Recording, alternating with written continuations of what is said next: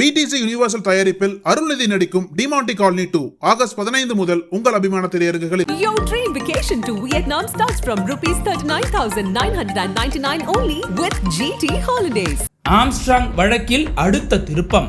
பதுங்கி இருக்கும் ரவுடி புதூர் அப்பு, சம்போ செந்தில், மொட்டை கிருஷ்ணன் இவங்க மட்டும் சிக்கிட்டா கேஸ் க்ளோஸ்.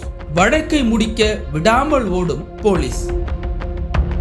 ஆம்ஸ்ட்ராங் கொலை வழக்கு தொடர்பாக பிரபல திரைப்பட இயக்குனர் நெல்சனின் மனைவி மோனிஷாவிடம் தனிப்படை காவல்துறையினர் விசாரணை நடத்தினர். அப்போது இந்த வழக்கில் தேடப்படும் குற்றவாளி ரவுடி சம்போ செந்திலின் கூட்டாளியான மொட்டை கிருஷ்ணன் வெளிநாட்டிற்கு குடும்பத்துடன் தப்பியோடிய நிலையில் அவருக்கு அடைக்கலம் கொடுத்தாரா என்ற சந்தேகத்தின் அடிப்படையில் போலீசார் மோனிஷாவிடம் விசாரணை நடத்தியதாக சொல்லப்பட்டது. அடுத்த கட்டமாக நெல்சனிடமும் போலீசார் விசாரணை செய்ய இருப்பதாக கூறப்பட்டது. மேலும் மோனிஷாவின் வங்கி கணக்கில் இருந்து ரூபாய் 75 லட்சம் மொட்டை கிருஷ்ணனுக்கு சென்றிருப்பதாகவும் அந்த பணம் ஆம்ஸ்ட்ராங் கொலைக்கு பயன்படுத்தப்பட்டதா என்ற கோணத்திலும் தனிப்படை போலீசார் மோனிஷாவிடம் விசாரணை நடத்தியதாக கூறப்பட்டது. அப்போது மொட்டை கிருஷ்ணன் தனது பள்ளி காலத்து நண்பர் என தெரிவித்த மோனிஷா அவர் வழக்கறிஞராக இருப்பதால் வழக்கு தொடர்பாக பழக்கம் இருப்பதாக தெரிவித்துள்ளார்.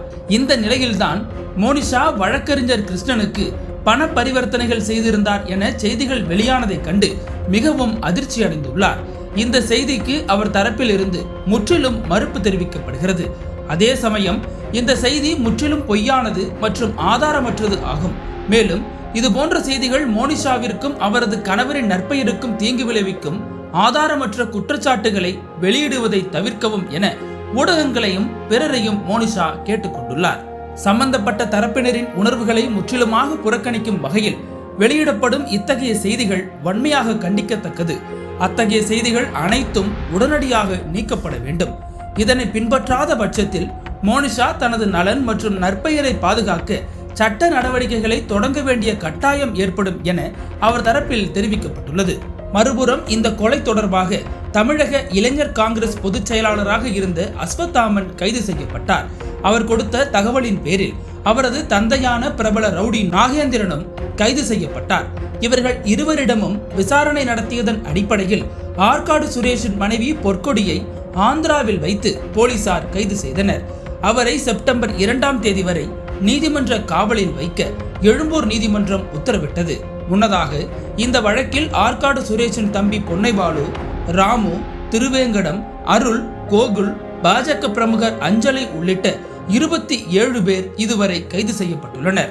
கொலையாளிகள் 5 நாட்டு வெடிகுண்டுகளை கொண்டு வந்துள்ளதும் போலீசார் நடத்திய விசாரணையில் தெரிய வந்தது. இந்த குண்டுகளை கைப்பற்றிய போலீசார் ஏற்கனவே அவைகளை செயலிழக்க செய்துள்ளனர். இருப்பினும் குண்டுகள் சப்ளை செய்தது தொடர்பாக 2 பேர் கைது செய்யப்பட்டனர். மேலும் கோபி, ராஜேஷ், குமரன் ஆகிய 3 பேரையும் போலீசார் தீவிரமாக தேடி வந்தனர். இந்த வெடிகுண்டு சப்ளை வழக்கில் அம்பத்தூரை சேர்ந்த பிரபல ரவுடி புதூர் அப்புவை போலீசார் வலைவீசி தேடி வருகின்றனர். ஆம்ஸ்ட்ராங் கொலை வழக்கில் அடுத்தடுத்து கைது நடவடிக்கை எடுக்கப்பட்டாலும் கொலைக்கு மூளையாக செயல்பட்டவர், கொலைக்கான காரணம் என்ன என்பது மட்டும் இதுவரை தெளிவாக தெரியவில்லை. இருப்பினும் தலைமறைவாக இருக்கும் புதூர் அப்பு, சம்போ செந்தில், மொட்டை கிருஷ்ணன் ஆகியோர் கைது செய்யப்பட்டால் இந்த கொலைக்கான காரணம் தெரிய வந்துவிடும் என போலீசார் தரப்பில் சொல்லப்படுகிறது. திரைக்கடலோடி திராவிடம் வளர்த்த கதை. Director writer VC Guganathan. வெளுத்து கட்டும் சினிமா கொட்டகை உங்கள் நக்கீரன் இதழில். நக்கீரன் டிவிக்கு சப்ஸ்கிரைப் செய்யுங்கள். உங்கள் ஆதரவே எங்கள் பலம். ஆசிரியர்களுக்கு நண்பனாகவும் மாணவர்களுக்கு ஆசானாகவும் திகழும் தேர்வு வழிகாட்டி. ஒவ்வொரு பாடத்திற்கும் அனுபவமிக்க ஆசிரியர்களின் துல்லியமான தெளிவான விடைகள். CNC இருக்கு, தேர்வு பயம் எதற்கு? இது தீரன் பப்ளிஷிங் ஹவுஸ் விற்பனை வெளியீடு.